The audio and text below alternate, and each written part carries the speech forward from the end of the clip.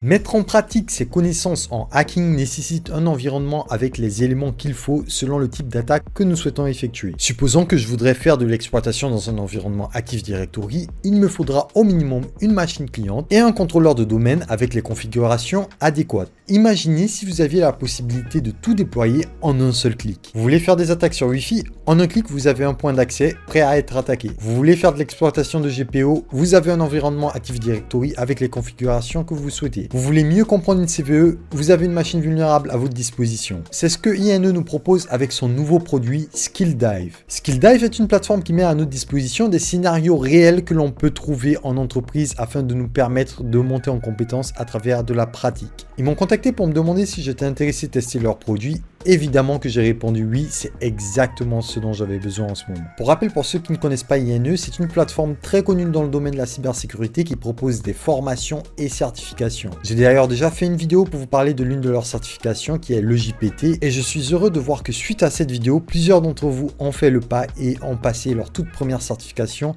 dans le domaine de la cybersécurité offensive. J'ai d'ailleurs encadré pas mal d'entre vous en vous conseillant sur Discord ou sur LinkedIn et chaque mois même à ce jour, je continue à recevoir de messages de personnes qui passent la certification et qui me taguent. Vous pouvez continuer, n'hésitez pas à me taguer lorsque vous passez une certification sur l'INE ou même si vous pensez à tester SkillDive. Ça me fait vachement plaisir d'avoir vos retours. Pour revenir à la vidéo, en plus de proposer des certifications et formations, INE vient avec un nouveau produit qu'ils ont nommé SkillDive. Je vais vous faire découvrir à travers cette vidéo. Restez jusqu'à la fin car il y aura un petit peu d'action. Je tiens à insister, ne sont pas sur des labs orientés CTF. Alors oui, pour les amoureux de CTF, il y aura quelques CTF, mais là on est plus orienté côté compétences. C'est-à-dire qu'il y a une compétence bien précise sur laquelle vous voulez travailler. Vous pouvez trouver un lab en un clic. Il vous déploie l'environnement et vous avez juste à pratiquer. Nous avons des labs dans le domaine du cloud, dans le réseau et en cybersécurité, qui est la partie qui m'intéresse le plus. Nous avons plusieurs types de difficultés. Nous avons le niveau expert, le niveau novice, le niveau avancé et le niveau pro. Supposons que je veux faire de l'exploitation de GPO, par exemple, j'ai juste à taper GPO.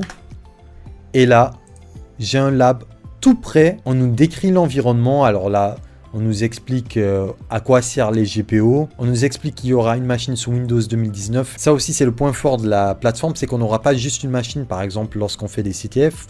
Quand on a une machine dédiée, généralement, c'est une machine sous une distribution de Linux. Là, c'est pas le cas. Selon le type de lab qu'on aura, on aura des machines qui seront adaptées. On nous explique que c'est la machine qui nous servira pour l'attaque. Et notre objectif sera d'accéder à une autre machine sur l'environnement, donc on voit bien qu'il y a une autre machine qui se nomme SecLogs, en exploitant des soucis de configuration au niveau des GPO. On a déjà des outils qui sont déployés, par exemple ici PowerView, SharpHound, Bloodhound, Sharp GPO Abuse. Et comme je vous ai dit, on n'est pas sur un CTF ici, donc même si vous ne savez pas où aller, même si vous êtes bloqué, vous pouvez sans hésiter jetez un coup d'œil aux solutions. La plateforme aussi parle aux professionnels, donc supposons que vous aviez une mission et que vous vouliez mettre en pratique un type d'exploitation avant de le reproduire en production, vous pouvez le faire sur SkillDive. Les solutions aussi ont été très bien rédigées. Parfois, ce sera des solutions qui seront directement sur la plateforme et parfois, ce sera sous forme de PDF, donc vous pouvez le garder et l'utiliser par la suite comme cheat sheet. Nous avons aussi des collections. Ce sont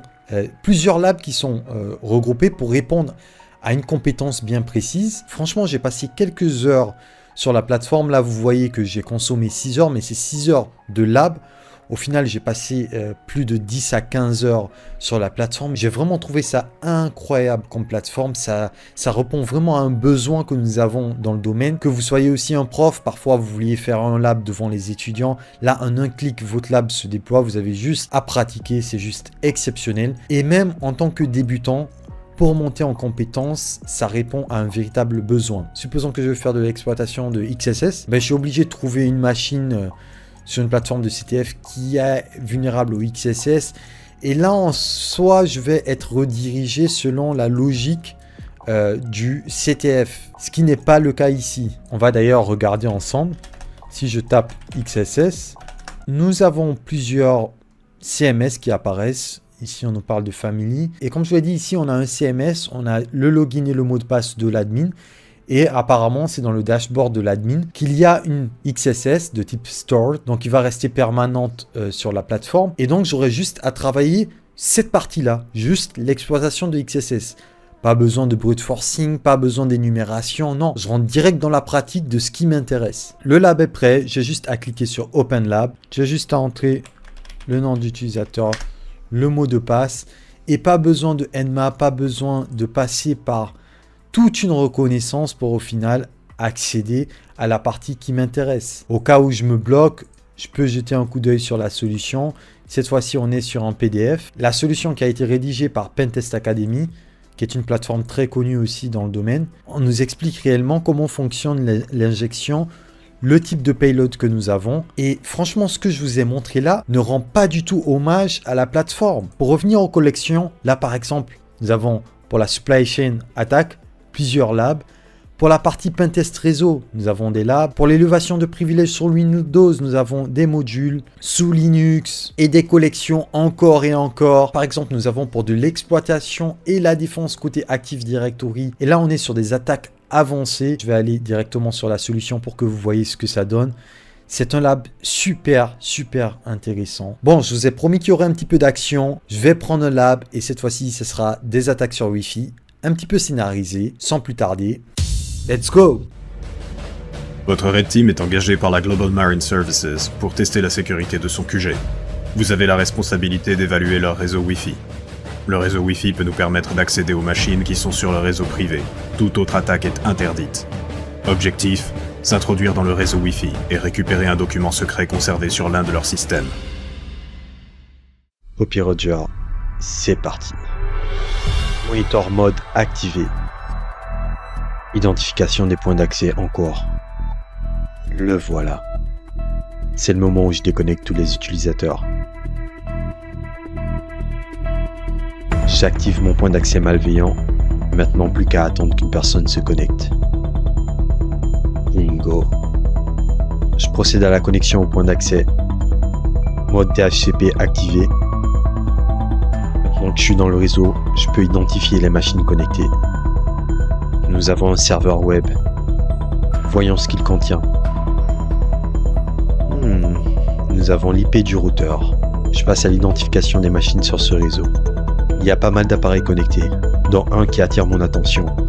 C'est le seul avec le service SSH activé. Voyons si nous avons un mot de passe par défaut.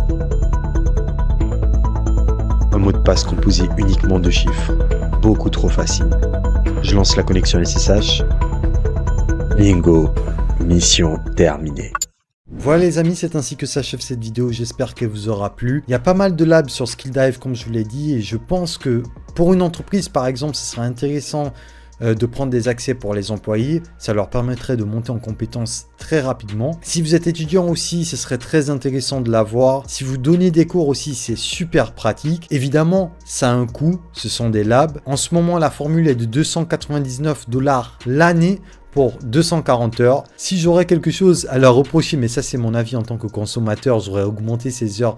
Après, évidemment, c'est compréhensible. C'est quand tu divises au mois, c'est quand même très abordable. Je précise que c'est 299 $ pour le type d'apprentissage que vous voulez. Par exemple, si vous choisissez pour la sécurité, ce sera 299 $. Mais si vous voulez rajouter le réseau, vous devrez payer 99 $ et pareil pour le cloud. Si vous vouliez prendre des passes à l'année, que ce soit pour des certifications, pour des formations ou pour Skilldive, n'hésitez pas à utiliser mon lien qui sera dans la description de la vidéo. Ça permettra de soutenir la chaîne. Je sais que pas mal d'entre vous l'ont fait pour le GPT. Je vous remercie du fond du cœur. Dites-moi en commentaire ce que vous pensez de la solution. Pour vérifier que vous avez regardé la vidéo jusqu'à la fin, laissez un commentaire avec le hashtag Skilldive. Je vous dis à la vidéo prochaine. Prenez soin de vous. Ciao!